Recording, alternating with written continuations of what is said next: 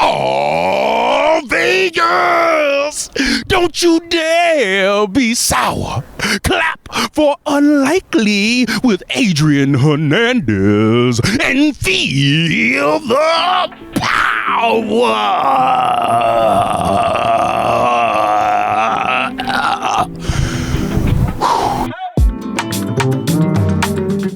Welcome back to Unlikely, and 2025 is a huge, massive year for TNA. The return of live shows, bigger venues, and some historic partnerships, which we'll get to with a man who joined us in studio last year as he was on the hunt for the TNA World Championship. And now he is TNA World Champion. He's also a fellow Clevelander, one of the best of all time when it comes to Cleveland.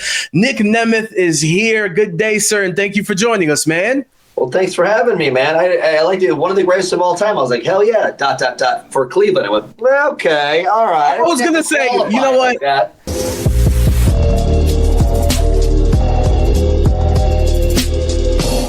I didn't know if I should qualify it with wrestling. I didn't know if I should qualify it with Cleveland. I didn't know if I should just do it in general. And before we get into the wrestling, I do want to, let's talk about Cleveland for a second. Obviously, Bob Uecker passed away earlier this week. Rest in peace to the legend. Can we just confirm this right now? Major League, greatest sports movie of all time, yes or no? It's not. I mean, especially if you're a Clevelander, no question. There's nothing else that comes close. And we just did something at a sports talk radio show, and I go, man, first thing I said, he goes, yeah, we got a baseball player here. I was like, Tell me what your Bob Uecker story is going to be. It's like, I was going to meet him this year, but here's the story. And there's so many going around. And I go, at least there's one positive that yesterday, there was one positive that I go, everyone's going to fill my timeline on social media with Norm Macdonald talking about Bob Uecker and Bob Uecker stories. And there was so many one-liners. And I even got one when we did Busted Open Radio Thursday. I got one in there, and he was like, he goes, that one year I was minor league player of the year. He goes, it was my second year in the big leagues. And I was like, yes, that's perfect. It was like only he could say these lines and be so great about it. And it's the coolest thing ever. What an ambassador to the sport. What an ambassador to the world. Beloved guy.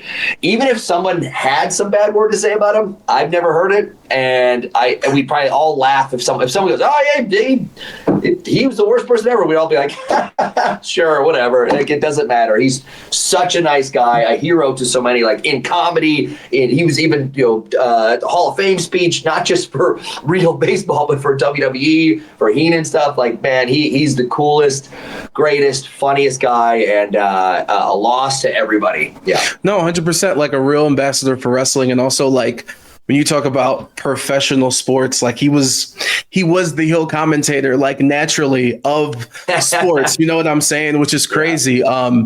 And to transition off of that and to stick with media, you brought up Busted Open, and I know you've been doing that for a year. And I also know you say this a lot, that like you historically do not like watching wrestling. Famously, do not watch wrestling. I said you're one of the greatest of all time. It turns into historic when you see what I'm saying? And there's always been dirt sheets. There's always been rumors. We fantasy book. This is what fans do, right? Yeah, sure. But it's been fascinating that we have like Sean Ross Sapp is our Adam Schefter, and we have Busted Open on Sirius XM, globally available, having these conversations. For you being in the business for so long, and I know being a massive sports fan, is it kind of crazy that it is now covered exactly like if you turn on the NFL Network, you can put on Busted Open and get that same thing for wrestling? I think it's cool, man. And yeah, of course, because one, I mean, 2/3 of the world calls it a sport anyway. Some of us, WWE coined the phrase sports entertainment, but we add those pieces in there. But it is, and it's covered because it's that reach is there, whether it's a niche audience, but it's a niche audience in 20 different audiences. So it's all over the world. And I love that it's covered like that. It gives me something to talk about, even though I famously do not watch wrestling. I am at Busted Open, very proud of the work, especially Dave LaGreca and his team, like everybody there. Bubba, Tommy, Mark, Thunder, everybody rocks. And I'm just getting the hang of it, but I really love it. I hope I'm offering a unique perspective to it when I go, hey, I'm currently in the business for the most part at the top world champ, but also still had a 20-year career, so I could call on stories and scenarios, but also I'm actively at the top of a roster of anywhere. So I hope my unique perspective adds to it, because it's so cool being on that team, and everybody works so hard and loves. When you see the love of wrestling, no matter what the situation is and who it is, I just love. So many fans come up to me now. For years, it was like, hey, the cash in, WWE, no, but I was half the time, went from 0 to half. Like, I love you on Busted Open. This is so cool. I'm like, hey, 24/7, brother, let's do it. Nah, that's an amazing thing. And pardon me, I'm going to try to get my Adam Schefter on right now. There was a rumor last week that you signed a TNA contract extension. Are you able to talk about that and confirm that? Or I'm able to do whatever the hell I want. I mean, I didn't tell anybody that, but I believe in the company so much that I refuse to sign a long-term deal with anybody, because I just got out of a long-term relationship, and I said, hey, listen, I don't want to sign it. I go, I'm not going anywhere. I love being here. And this last year has made it my love for TNA behind the scenes and in the ring even more so. I believe in so many people here. Tommy, Gail, Ariel behind the scenes, and everybody in the ring. And I feel like the next 5 years are going to be huge for them. So I am proud to be a member. I won't ever sign a long-term deal, but I'm going to be here for a long time. And one thing I do, you busted open, you completed a year. Obviously in TNA, you've been here now for a little bit over a year. And to me, as someone trying to grow this show and kind of betting on myself with some of the things I'm doing outside of my radio job, it's been motivation. It's been inspiring. And to me, for you this past year, you've bet on yourself. You've talked about that. I want to go test the waters outside of what I know, which was WWE. And you did it all over the globe, and you're still doing that. So with all that being said, was year one of the TNA era of Nick Nemeth, do you consider it a success? I think it's a huge success. And I got to tell you, like a year ago, I was scared to death. I didn't know. I go, in this bubble, I kicked ass. And I don't know anyone that was better than me. And it doesn't matter that I had 9,000 losses to every 2 wins or whatever the hell it was. I go, I know my job and how I'm good at it. I was very nervous to go, maybe I'm only good with these 60 people. I don't know. And I didn't want to pretend that, like, oh, I'll just be able to adapt to Japan, to Mexico, to TNA, to AEW, to everyone bouncing around. I go, I don't know if I can. I was very honest and scared, and which made me excited again, because I was very not scared the last 12 years in WWE, just going, yeah, I'm going to steal the show, and I won't even have to try that hard. Okay, got it. And now it gets me thinking again, gets the juices flowing again, to going, man, this last year has been so fun to watch people at TNA that maybe a year ago I didn't know their names. And now that I'm shouting them out on interviews going, these guys, these gals, this team, they're the future. I'm happy to be here for it, and I hope I'm leading the charge that's helping them get 1% more noticed. And as we head into TNA Genesis, and talking about all these things, like obviously wrestling, and I mean this all around the globe, is in this boom period, right? And TNA is no different. And you betting on yourself and kind of being the QB1 of TNA along with others. When you get the chance to be alone, when you're traveling, you get a moment to think and get away from all the noise, is it a situation where that pressure is still there? Or, I'm not even phrasing this question properly, I'm just wondering, is it a feeling of like, yo, this is what I've always wanted, so let's go. If I need to do 50 interviews today, let's go. That's what I signed up for. It's what I really said was about a month into TNA, about two tapings and a pay-per-view, I went, Ariel, Tommy, I go, anything you need from me. I go, if we have a show in Des Moines, Iowa on Sunday, and you want me to go Monday through Saturday to do PR, I will be there. You won't get a peep out of me. You don't even need to have a handler for me. I can take care of it myself. I go, I believe in this product so much that whether I'm champ, whether I'm on the show, whatever, I go, I will be an ambassador and I will be there. And when I'm not flying into somewhere else, I'm still talking about it at my house, or I'm at another show singing the praises of everybody involved. So this last year has been, again, I said scary, but like being an ambassador to this place, it's something I will do forever. And obviously, like these are big times and good times in TNA, and I'm lucky enough to get to talk to you today, following the announcements that have happened this week. Of course, the biggest thing is the partnership with WWE. I'm curious. I don't know if it's awkward, but like, what was your reaction to it? Because I think overall it's great for you. What's your feeling with it? Oh, it's like they're obsessed with me. God, it's another text from WWE at 2 a.m. You up? I'm always up. I don't sleep.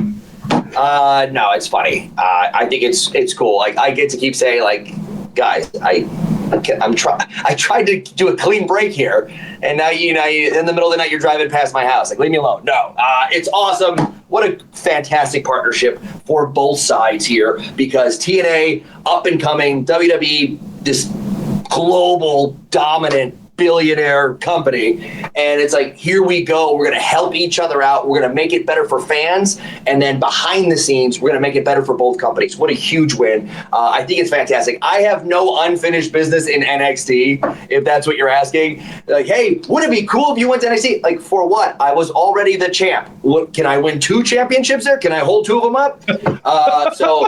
But the cool part is it does open the door for Rumble appearances, for a Raw, for a SmackDown, for an Impact, a live Impact on a Thursday. Maybe someone shows up. Maybe Tuesday night on NXT. Maybe this Sunday at Genesis, someone walks out and you go, "Are you kidding me?" So, like, if you're going to announce that partnership, let's get rocking and rolling. And it's going to be good for everybody. Most importantly, the fans. If you could just allow me for 1 second to do some fantasy booking, and you don't have to comment on it, but when I saw it, and I was like, hold on, okay, Nick, well, what if he faces Braun Breaker again? And maybe Braun's, obviously he's matured from the last time they faced. Sure. This is what I want. If any of the brass is watching this, to make sure this interview is fantastic, I want you in the ring with AJ Styles again. You guys create magic. Woo!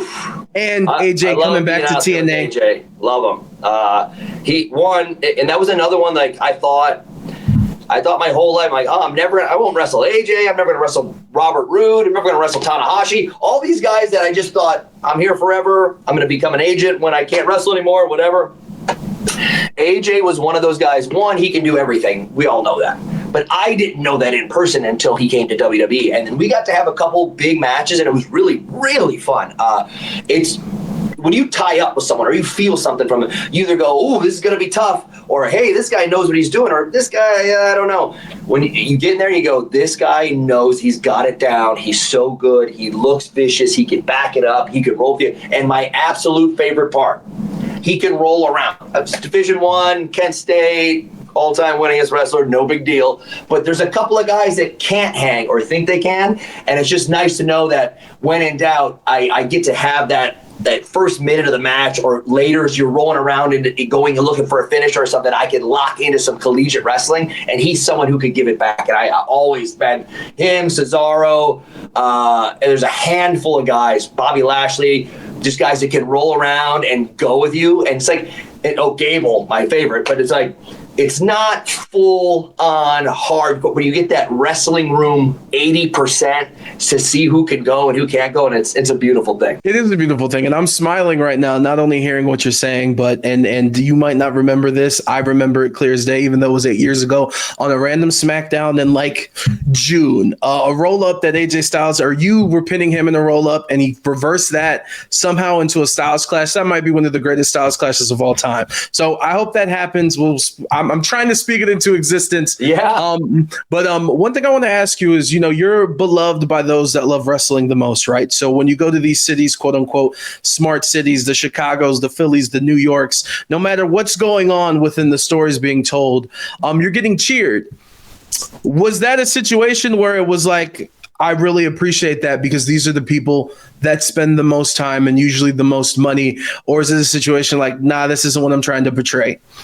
It's weird because, at certain points I was, you get frustrated at work, and you have people behind the scenes, some of the greatest of all time that you look up to, going, you're better than everyone here, and you're doing the best being a sports entertainer, professional wrestler. And it's like, but we're going with these 5 guys. And you go, at a point you get so frustrated that, so you no matter what, like just to poke through that, watching me lose almost every match, and then watching me not talk too much, and then watching me be a bad guy, and watching the crowd slowly come around to my side, I go, guys, I think they just respect my work. A huge part of it was the Money in the Bank cash-in, which everyone talks about. That's fine. It was a huge moment, freaking awesome. It's not because of me being good at my job. It's because of the fans sticking by a guy who was good at his job, no matter what the office told them to think. And they've changed WrestleMania main events for Daniel Bryan. They've done different things. The crowd actually factors in sometimes. It's really hard to get it done, to go against a billionaire's plan, but sometimes you can poke it in there and get a couple little wins for the good guys. And cashing in and becoming world champion was such a special moment, because those fans that could have said, you know what, WWE has told us subconsciously or consciously that this is not their guy, so we should stop paying attention, and they refuse to. And that's why that reaction stands out so much more, because the fans. And I think that reaction that you have and the reaction that Joe Hendry has as you guys go in the ring at Genesis is so fascinating, which we'll get to. Just the crowd kind of pulling it in the direction that they want and being so passionate about it that there's no choice. Like you said, the billionaire has to go against what he wants. But since we are talking about crowd chants, I am curious, because I've actually never been able to ask this to a wrestler. Do you get as annoyed as I do whenever there's a match with you're able to use weapons and the crowd instantly within 10 seconds of the match begins to chant for tables? Yes and no. One, in your head, you're like, God, they don't care about the story. They don't care about anything. We're trying to get to it. And then also there's a point of, am I doing something wrong that they're not paying attention to me? And then they're thinking about getting to the tables. We know the tables are coming. It's a Hitchcock. Like, here's the gun. There's 30 minutes to go. At some point, someone's getting murdered. What's going to happen? And you have to go you have to like creatively go, I'm reaching for it. And it gets taken away. And like, I got my hand on it. And he smacks it out of my hand. It's loaded and it's aimed towards me, and I pull it away. And then, so I could see myself watching an old Alfred Hitchcock Presents, because I've seen all of them over and over, going, get the gun. And you're like, wait a minute. Relax, enjoy the story. And then there's if they're doing that, that's fantastic. You know what I do when you learn what to do, especially if you're a bad guy like me, except for right now, in general, just in life, I'm a bad guy. I play a good guy on TV. So if you immediately on the bell get the tables from everybody, you know what I do? I roll out, I grab that table, I start to open it, and I shove it right back under the ring, give him the finger, and walk back in. Boo! And then you get down to it, and then you start rock and roll, and you know how to give him those dips. And then I let the good guy knock me on my ass, roll out there, go to get the table, and I hit him before he can do it. And it's the same thing as I'm saying with the Hitchcock grabbing the gun. You know it's coming, but you don't know when. I'll let you know when you're ready. Way to be politically correct. If you're saying it within 10 seconds of a match, please effing relax, bro. We've got about 20 minutes here. I promise it's happening. It's there. That's why it's there. I'm fascinated by this, and I know that a lot of conversation that I've seen all those Hitchcocks. Yeah, it's a big deal. I don't really brag about it. And there's Alfred Hitchcock Presents. Then there's Alfred Hitchcock Our Mysteries. It's all the movies. Rope. No one knows that one. Everyone knows like The Birds and Psycho. Go watch Rope. It's beautiful. It's a play that happens in one setting. Ugh. Anyway, please. How much do you judge me that? I don't think I've ever watched an Alfred Hitchcock movie. No, I don't judge people for watching TV shows. I've never seen Breaking Bad or Game of Thrones. Never saw it, but it doesn't make me a bad person. All the bad things I do make me a bad person. There it is. When it comes to the super kick, I'm curious, in your career, did you ever think of ditching it? No, I tried to make it my finish because I saw so many using it as a non-finish, and which is okay. We could all say, like, oh, remember Jake Snake's EDT? Yeah, that was 50 years ago, bro. It's a different time now. Nobody was twirling and flipping in the air and landing on people, and it's a different time. So when I watched it become a transitional move or a false finish, which is fine. Anything, honestly. Or anything, yeah. Or however anyone uses it, that is pure. That is their artistic license to do whatever they like. I said, hey, I don't win a lot of matches, But if I do, I would like this to be my finish because one, at first, no one's going to there was 7 other super kicks on the show. They didn't end the match and no one will see it coming. And then 2, I can make it my own to where no one's kicking out of it. No one's stopping out of it. And I got to a point where the boss was mad at me. One of the bosses was mad that I was using it. I don't know why. I think it was maybe a personal thing. I don't know. But I had to switch out of it. And then it's a weird thing. And then a mentor of mine, Michael Hayes, was like, hey, 10 years ago, now that you're a heel and you use that kick, why don't you start stomping the corner to piss everybody off? And I was like, oh, baby. I go, that's beautiful. Let's do it. And then I got to a point to where I didn't want to do it anymore. I go, hey, man, I'm trying to do my own thing. They're like, no, this will be a good way to get them booing. You're like, okay, whatever. So there's all these different pieces behind the scenes that people don't totally know. But I love that anything can be a finish if you make it a finish. A punch to the back of the head, a punch to the face, whatever it is, a thumb to the neck, anything in the world can be a finish if you establish it. And nobody protects their stuff better than Randy. And that's not a dig on him. There's a reason Randy is Randy, because every once in a while when you're thinking of all these cool things to do, and then he made sure to be professional and protect himself. And some of us don't always have that option that some of us do have. And he protected that thing, and there's a reason everybody loses their mind when that happens, because he did it. I'm giving you a lot of questions of like the mind of a Reddit user. Does it work? Well, because when I don't even really know what that means. Is that I'm giving you all these like I don't know anything about Reddit other than like people are talking on there, I think. Which is that's kind of my thing. Like all these things that people talk about on the internet and spend days arguing about that we have no idea what the hell we're talking about, because we've never spent a day backstage and never received a paycheck from any of these wrestling companies. So when it comes to the super kick, is it did you have to talk to Sean about it? Like, hey, I want to use this, or how does any of that stuff work? Well, I don't think so. If he was on the show, and by the way, he was when I was in the Spirits, but he was actively like part to full-time wrestler. If he was on a show, I would have been a professional to a certain point of like, oh, we're both winning on a show. First of all, if I'm winning, it's a 1 in 1,000 chance, and he's likely not going to be on the show. But if we're in San Antonio and he's kicking off his super kick in the Undertaker to set up a 6-month feud to go to WrestleMania, I'm smart enough to go, I'm not doing this tonight. But because he had been there first and done it. But if he goes away for 10 years and I'm the Intercontinental Champion on the show and I'm running shit and I am the super kick guy and he's on it, sorry, brother, this is my show. Like, there's some respect there, but there's also like, hey, are you using that kick tonight? Hey, would you? And by the way, if he asked me like, hey, we're going for something really special here, could you do a roll up or something? I was like, hell yeah, I can. Thank you for asking. Yeah, damn right. There's respect there. You came before me. I get it. Show some respect. But at some point you go, when you get asked to do different things like that, you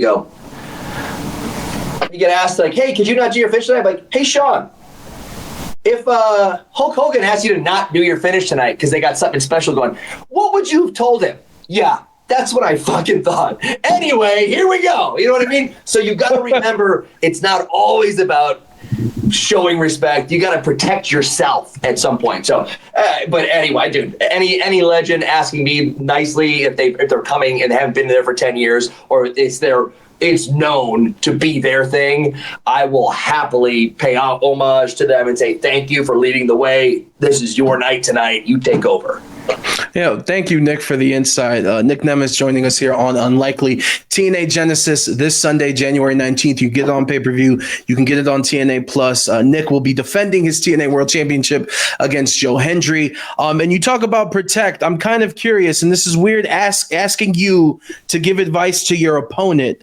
But I kind of hinted at it earlier with some of the comparisons of your guys' career and kind of, for lack of a better term, like a lot of fans care about you guys a lot, and the fans that have pushed you guys to where you guys have gotten, and not necessarily those were the plans that the powers that be had. And, another, you can get the Zack Ryder comparisons too with Joe Hendry and some of these viral, using social media and just being witty and trying to get your name out there outside of the minutes that you have on television. What advice do you have to Joe Hendry to maintain it? Wow, it's a good question. Yeah, I mean, this doesn't hurt like a game plan or something. I'm plotting and planning all my stuff to be ready because that's my job. But to maintain it, it's what I've behind the scenes, very much like we've done on the show. Behind the scenes, I've had this similar conversations with more in depth. To like, hey, I saw you as the Zack Ryder.